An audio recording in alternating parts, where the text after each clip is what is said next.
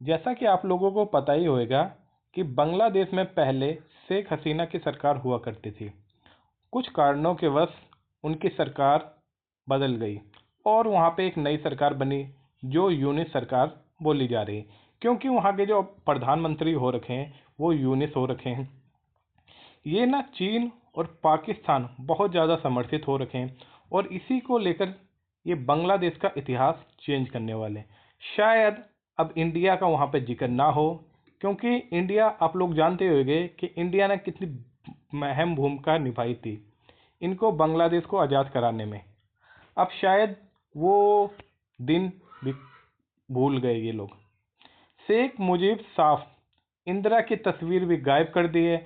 बांग्लादेश का इतिहास बदलने में लगी है यूनिस सरकार। छापी है इसने 40 करोड़ नई स्कूली किताबें छाप दी हैं। यानी पहले जो इंडिया का नाम आता था कि इंडिया ने बांग्लादेश को आज़ादी कराने में महत्वपूर्ण भूमिका निभाई है, और जो हमारे एग्रीमेंट हुए थे बहुत ज़्यादा सुर्खियों में ये मुद्दा छा रखा था। तो मैंने सोचा कि आपके लिए क्या जानकारी होने वाली सब कुछ बता देता हूँ। तो दोस्तों, उससे पहले रिक्वेस्ट रहेगी, अगर चैनल पर नए हों तो प्लीज़ सारथी स्टडी वन को जरूर सब्सक्राइब कीजिए। चलते हैं अपने टॉपिक में। चर्चा में क्यों आ रखा है, बांग्लादेश की मोहम्मद यूनुस के नेतृत्व वाली अंतरिम सरकार में स्कूली पाठ्य पुस्तकों में बदलाव हो रहा है।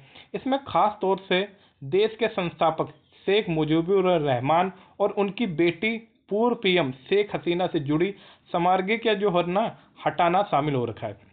जैसा कि आप लोगों को पता ही होगा कि जो बांग्लादेश के संस्थापक माने जाते हैं ना, वो शेख मुजीबुर रहमान माने जाते हैं, क्योंकि उस समय 1971 में जब चुनाव हुए थे तो ये बाकायदा जीत गए थे, लेकिन इन्हें पाकिस्तान ने सरकार नहीं बनाने दी थी और इनको जबरन जेल में बंद कर दिया था। और उसके बाद जैसे कि आप लोगों को इतिहास पता ही होगा कि इनको जेल में बंद कर दिया गया। फिर इंदिरा गांधी ने अपनी सेना भेजी और उसके बाद बाकायदा इन्हें आज़ाद कराया गया। फिर वहाँ से नए जन्म हुआ था बांग्लादेश का।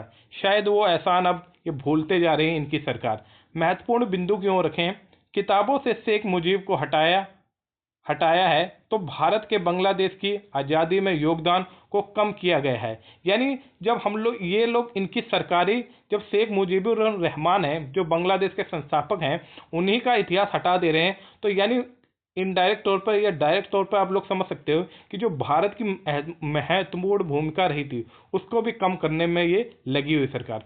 भारत की भूमिका किताबों में बरकरार है, लेकिन काफ़ी तस्वीर हटाई गई हैं। बांग्लादेश में बीते साल अगस्त में विरोध प्रदर्शनों के बाद हसीना की सरकार गिर गई थी।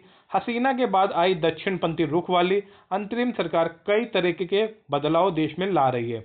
पाठ्यक्रम में बदलाव भी इसी कड़ी का एक हिस्सा बताया जा रहा है, क्योंकि आप लोगों को पता ही होगा ये जो इनकी सरकार बनी है वो पाकिस्तान और चाइना से बहुत ज़्यादा समर्थित हो रखी है। इसलिए इनके तेवर जो इंडिया के खिलाफ होते जा रहे हैं। 40 करोड़ से ज़्यादा नई किताबें छापी गई हैं। बांग्लादेश में शिक्षा मंत्रालय ने 57 विशेषज्ञों की एक टीम बनाई है। इस टीम में 441 स्कूली किताबों में बदलाव किए गए हैं। ये किताबें प्राथमिक, माध्यमिक और उच्च माध्यमिक स्कूलों में इस्तेमाल की जाती थीं। बदलाव के बाद 40 करोड़ से ज़्यादा नई किताबें छापी गई हैं। इन बदलाव का मुख्य उद्देश्य रहा है कि शेख हसीना और उनके जो पिता थे, यानी जो बांग्लादेश के संस्थापक थे, मुजीबुर रहमान को किताबों से हटाना, साथ ही 1971 के बांग्लादेश मुक्ति संग्राम में भारत की भूमिका को कमतर दिखाने की कोशिश की गई है। इस वजह से इंडिया की चिंताएं बढ़ रही हैं, क्योंकि आप लोगों को पता ही होगा कि सबसे ज़्यादा जो हाईएस्ट बॉर्डर लगता है इंडिया का, वो बांग्लादेश के ही साथ लगता है। और जब हमारा ही पड़ोसी हमारा दुश्मन हो जाए तो ये संबंध की एक बहुत बड़ी युद्ध की ओर निशाना कर देते हैं। वैसे वर्ल्ड पॉलिटिक्स में कुछ भी मुमकिन नहीं होता है, कुछ भी होने को हो जाता है, क्योंकि मैक्सिमम प्रॉफिट देखता है हर कोई अपना देश। इंदिरा गांधी की तस्वीर हटाई गई है। पाठ्यक्रम के प्रमुख बदलाव की बात की जाए तो कक्षा 6 की अंग्रेजी की किताब से शेख मुजीब और तत्कालीन प्रधानमंत्री इंदिरा गांधी की दोनों की तस्वीरों को हटा दिया गया है। तस्वीर में मुजीब भाषण दे रहे थे और गांधी उनके साथ मंच साझा कर रही थी। गांधी से मतलब है इंदिरा गांधी। दूसरी तस्वीर में 17 मार्च 1972 की है, जब मुजीब ने ढाका हवाई अड्डे पर इंदिरा गांधी का स्वागत किया था। दुनिया के दूसरे बड़े नेताओं के साथ मुजीब की तस्वीरें भी पुस्तकों से हटाई गई थीं। किताबों में अन्य बदलाव में राष्ट्रीय ध्वज, राष्ट्रीय गान पहले से पेज से हटाकर पीछे कर दिया गया है। यानी जो उनका राष्ट्रीय ध्वज है और राष्ट्रीय गान है, उसे पहले के पन्ने से हटाकर लास्ट में कर दिया गया है, पीछे कर दिया गया है। माना जा रहा है कि बाद में इन्हें पूरी तरीके से हटाया जा सकता है। किताबों में सबसे बड़े बदलाव में से एक मुक्ति युद्धों है, यानी बांग्लादेश का स्वतंत्रता संग्राम के कई नेताओं को शामिल करना है। संशोधित पाठ्यक्रम में मौलाना अबुल अहमद खान भाषनी, हुसैन सुहरावर्दी, अबुल कासम फजलुल हक, ताजुद्दीन अहमद और खालिदा जिया को भी पढ़ाया जाएगा।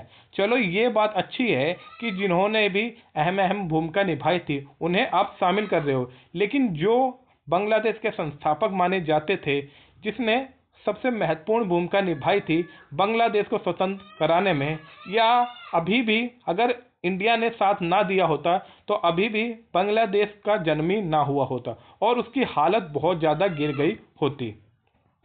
तो आप कैसे भूल सकते हैं किसी का इतना बड़ा योगदान, और कैसे उसकी तस्वीरों को हटा सकते हैं आप। पाकिस्तान के सरेंडर की तस्वीर बरकरार हो रखी है। नई किताबों में मुक्ति संग्राम के दौरान भारत और मित्र वाहिनी, यानी जो मित्र वाहिनी हो रखी थी, भारतीय सेना और मुक्ति वाहिनी का गठबंधन की भूमिका को रखा गया है। कक्षा 5 की पुस्तक में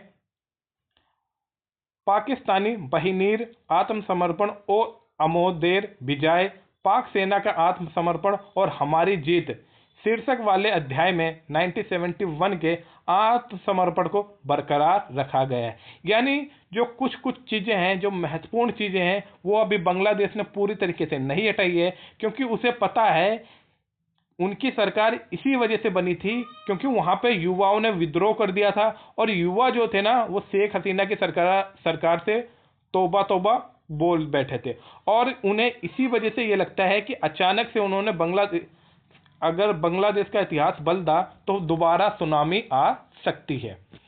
इसमें बताया गया है कि कैसे भारतीय सेना और मुक्तियोद्धाओं यानी बांग्लादेशी स्वतंत्रता सेनानियों ने मिलकर पाकिस्तान सेना को हराया था।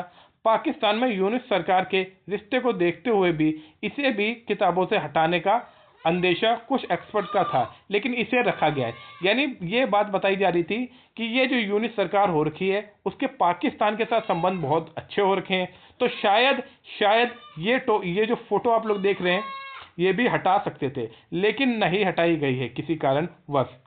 तो दोस्तों, क्या टॉपिक था, क्या मुद्दा था, मैंने सब कुछ आप लोगों को सरल शब्दों में समझाने की कोशिश की। अगर वीडियो पसंद आई हो तो प्लीज़ सारथी स्टडी पॉइंट को जरूर सब्सक्राइब कीजिए। मिलते हैं फिर नेक्स्ट वीडियो में। जय हिंद, जय